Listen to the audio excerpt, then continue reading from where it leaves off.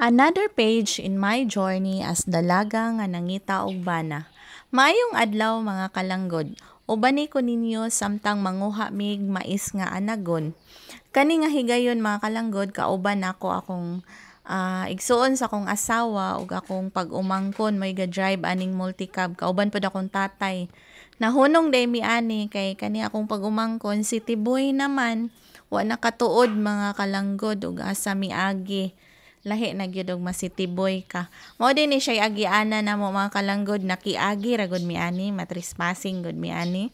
Ya lapok ni siya og kanang mag-uwan. So di jud ni makaagi ang sakyanan. Pwede ra gud maglakaw mga kalanggod. So namang gud mi mga dala.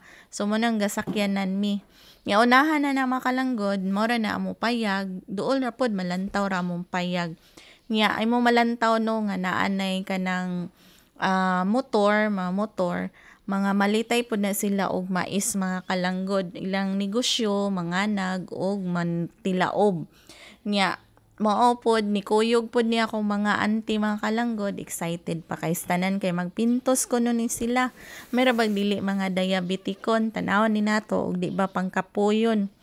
Nya ato ni sukdon hantod kanusa sila kapuyon.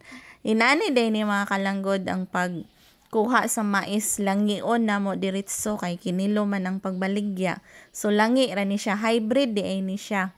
So unahan na ni baga-baga pag yun ni siya mga kalanggod mo nang daghan na malit ani. Sakto na yun ni siya pang tilaobon og anagon. Kani ako sa kaante kay gayaka ra ni siya diri kay gatuptop man akong isa kaante. Kapuyon man ni siya magbarog mo nang galingkod ra ni siya dinhi. Hapdan ra ni siya tinuptop. Ako ning giduol akong isa ka auntie, akong ingnan pahuway na auntie kay marashes in taong ka auntie. Saon na lang mga kuan ra ba mo mga mahal ra bang bayad magpabelo. Nya kani ako na ni siyang gialsa. Nya may tungod din ng rashes mga kalanggod na ako'y madunggan nga istorya pod sa mga tao nga moingon nga.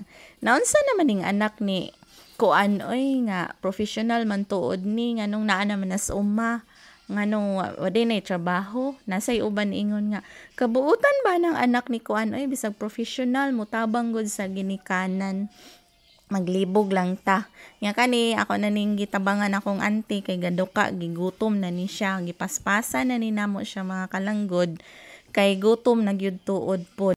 Unya gikarga na ni namong dagami og mga mais mga kalanggod nya nilingkod na si prinsesas mga langgod. Bye bye.